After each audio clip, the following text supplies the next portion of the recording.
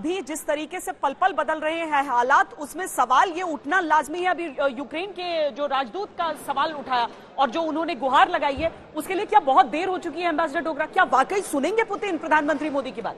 देखिए, डिप्लोमेसी में देर की बात नहीं होती। डिप्लोमेसी युद्ध के दौरान, युद्ध के बाद, युद्ध से पहले, हर टाइम उसका एक महत्व होता है और उसका एक शायद इशारा सफल भी हो सकता है।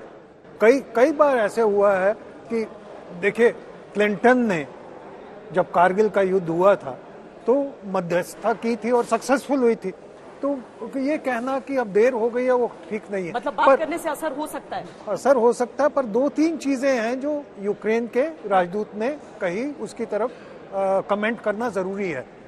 पहला तो ये है कि सिचुएशन अभी इतनी डेस्परेट हो गई है कि उसको कहा गया कि भाई अमेरिका वगैरह ने तो कोशिश कर ली, अब कुछ नहीं हुआ, अब आप भारत की तरफ से करवा दें। दूसरा इंटरेस्टिंग चीज ये है कि पाकिस्तान, जिसको ये इतना सैन्य सामान बेचते रहे हाल के सालों में, हाल के दिनों में, देख ली। उनका इमरान खान तो मॉस्को में बैठा हुआ है, तो वो उन्होंने इस्लामाबाद में क्यों नहीं है दुहाई मचाई? में ना कि T-18, T-90 मिल जाएगा, अब रूस के साथ जाएंगे तो, लेकिन रूस भी समझता है कि किससे फायदा किससे नुकसान है।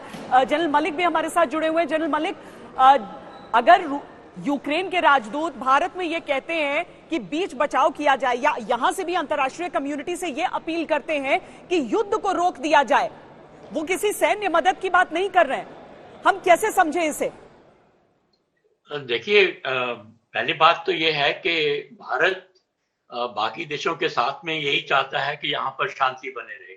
जो अगर लड़ाई हो रही है तो वो किसी के भी हित में नहीं है, हमारे भी हित में नहीं है। लेकिन जो भी हम फैसला करेंगे, भारत जो फैसला करेगा उसको अपना हित सोच के करना पड़ेगा, अपनी नेशनल इंटरेस्ट में करना पड़ेगा।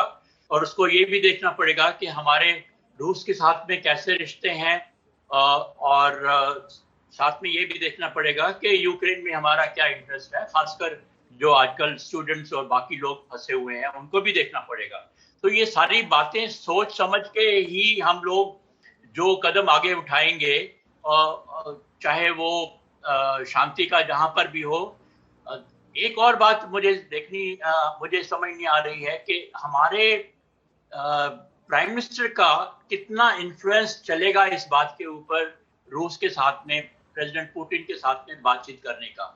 क्योंकि इस वक्त जो बातचीत चल रही है वो ईस्ट और वेस्ट दोनों की तरफ से चल रही है, और फ्रांस के प्रेसिडेंट ने भी कोशिश की है, वो भी चाहते हैं कि यहाँ पर शांति हो। तो मुझे शक लगता है कि अगर हमारे प्राइम मिनिस्टर ने डायरेक्ट बात भी की तो उसका कोई बड़ा असर निकलेगा। पर एक बात और है कि अभी तक कोई यूनाइटेड नेशंस के बारे में बात नहीं करता है। क्यों नहीं ये बात यूनाइटेड नेशन में पूरी उठाई जाए? यूनाइटेड नेशन सिक्योरिटी काउंसिल के अंदर एक इमरजेंसी मीटिंग होनी चाहिए, और उसके बीच में जो बाकी सारे देश हैं उनको मिलकर कुछ अपनी तरफ से भी बताना चाहिए।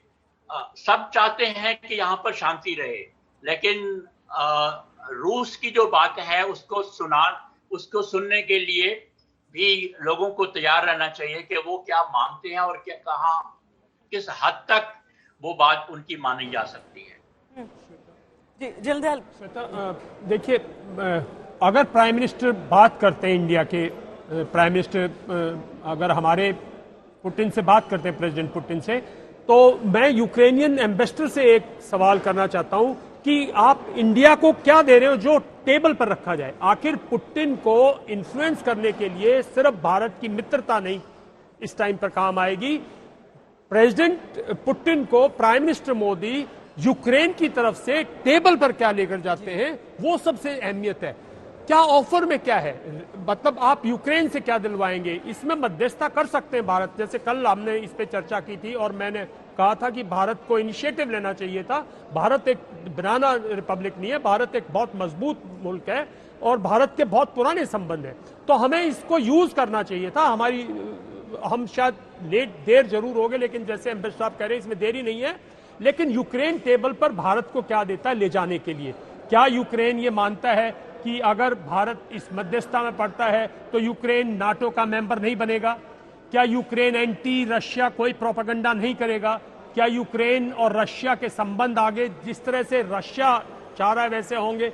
ये सब अगर आप मंजूर है तो मैं समझता हूं प्रेसिडेंट पुतिन जो है वो बिल्कुल, और प्राइम मिनिस्टर मोदी जो है वो इसमें इंटरवीन कर सकते हैं और भारत के लिए बहुत बड़ा रोल प्ले कर सकते हैं। एक और मैं इसमें ऐड करना चाहता हूं, प्रेस की तरफ से जो लिखा गया है, एम्बेसडर को कोट करते हुए, यूक्रेन के एम्बेसडर को कोट करते हुए, we are hoping for much more support from India, we are deeply dissatisfied with the Indian position, we are pleading for strong voice of India.